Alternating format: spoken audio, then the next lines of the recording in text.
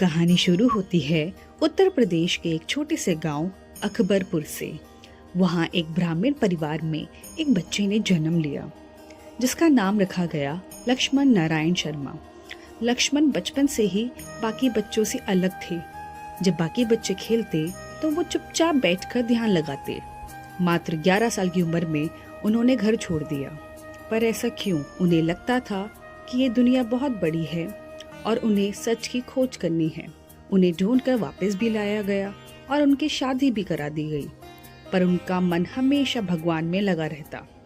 उन्होंने फिर से घर छोड़ दिया और एक घुमंतु संत भी बन गए। जब वो जवान हुए तो वो पूरे भारत में घूमने लगे। वो कभी गुफाओं में रहते तो कभी जंगल में। इसी बीच वो फेमस ट्रेन वाला किस्सा भी हुआ। एक बार बाबा बिना टिकट के ट्रेन में बैठ गए। टीटी ने उन्हें गुस्से में नीम करौली स्टेशन पर उतार दिया। बाबा ने बिना गुस्सा किए स्टेशन के पास एक मिट्टी का ढेर बनाया और वहां बैठ गए। उसके बाद जो हुआ वो देखने लायक था। ट्रेन स्टार्ट ही नहीं हुई। जब टीटी ने माफी मांगी और उन्हें सम्मान के साथ अंदर बिठाया तभी ट्रेन चली। इस चमत्कार के बाद लोगों ने उन्हें नीम करौली बाबा कहना शुरू कर दिया। अब कहानी पहाड़ियों की तरफ मुड़ती है। 1960 के आसपास बाबा उत्तराखंड के नैनीताल और भोपाली के रास्ते पर घूम रहे थे। वहाँ एक जगह थी जहाँ दो पहाड़ियाँ कैंची की तरह एक दूसरे को काटती थी।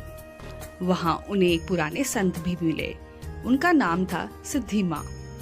बाबा ने डिसाइड किया वो वहाँ एक आश्रम बनवाएंगे। लोग कहते हैं कि जब वो मंदिर बन रहा था तब वहाँ पानी की कमी हो गई थी। बाबा ने कहा कि नीचे से नदी का पानी लाओ और चमत्कार देखिए।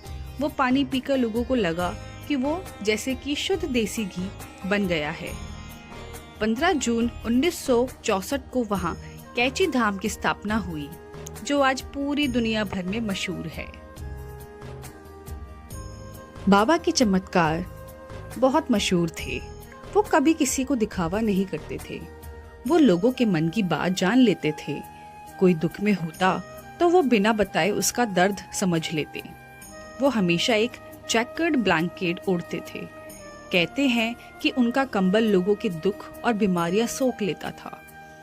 उनकी कृपा इतनी थी कि एप्पल के स्टीव जॉब्स और फेसबुक के मार्क जुकरबर्ग जब अपनी लाइफ में हार चुके थे तब वो कैची धाम आए और उन्हें वहां से सक्सेस का रास्ता मिला।